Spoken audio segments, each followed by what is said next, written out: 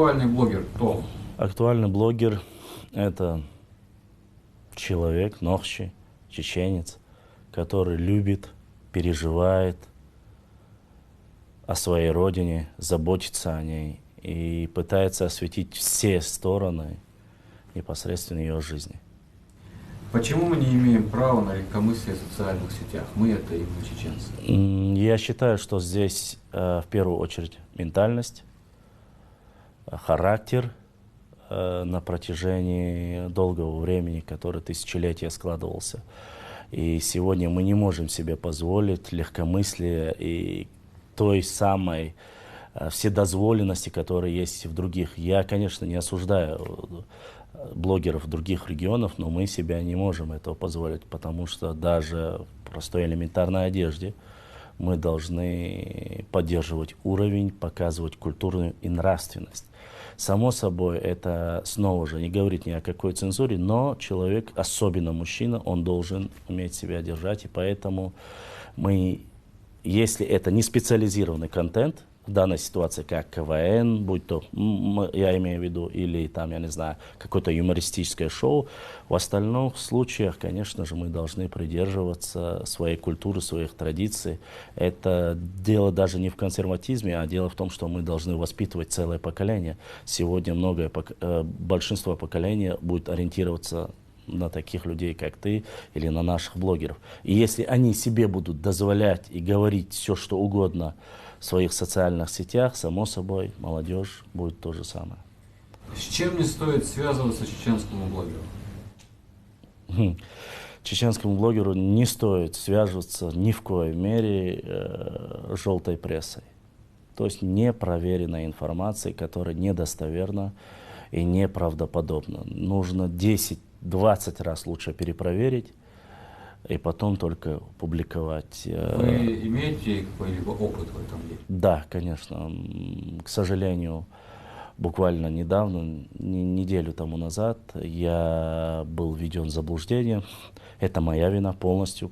Почему? Потому что поступило сообщение от моих подписчиков с видеоприложением, где происходила некая разборка представителей кавказской национальности и такой ультраправой группы, таких как группировки Skinhead, где они разбираются, и сотрудники Росгвардии не мешают разбираться им один на один. Само собой, озвучка была на родном языке, мне сказали, он говорит, «Аруайни глячу», то есть наш.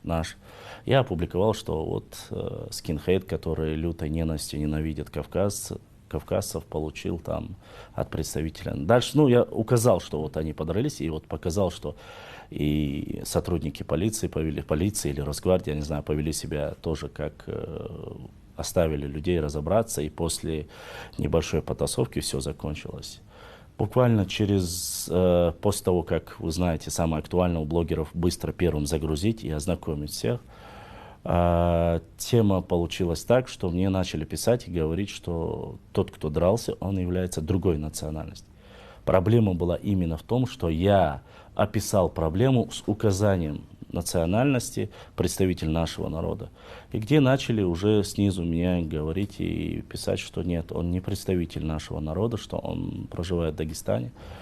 Буквально минут через 40 я данное видео убрал, но в соседних пабликах, то есть таких же блогеров, которые с соседнего региона, опубликовали данное видео с некой иронией, сарказмом и с тем, что якобы вот человек приписал, хоть он не является чеченцем. Дело в том, что я сразу же видео удалил, буквально где-то через полчаса или час, написал тем, которые скрины я получил скрины, отправил им директ, сказал, что вы поспешили, я был введен в заблуждение, что я удалил данный контекст, поскольку это не является правилом моего блога, где я категорически против того, чтобы размещать неправдоподобную информацию. И он на что мне ответил, сказал, что он тоже. Дело в том, что получилось, как разразилось вот это дальнейшее, что нельзя позволять нашему. Мне точно так же, как ему скинули скрин, вот посмотри, как обсуждают тебя дагестанские блогеры. Грубо говоря, там дагестанские, разницы нету, любой кавказский нация. Там было написано, и я ему отправил, говорит, зайди на мой паблик, я тоже удалил. только закинули, и мне скинули новость про них, что они так обо мне плохо, и им закинули про меня. Вот так и получается какое-то противостояние, оскорбление и разжигание межнациональной розни, что на Кавказе, само собой, мы не можем допустить, и особенно чеченцы. Поэтому я прошу и призываю каждого, что чеченский блогер не имеет права загружать информацию или любое видео, не имея на то хоть какие-либо доказательства и подтверждения. Если косвенно, нужно указать косвенные доказательства, если прямые доказательства, прямые. Смартфон — это болезнь или нет? Да, болезнь.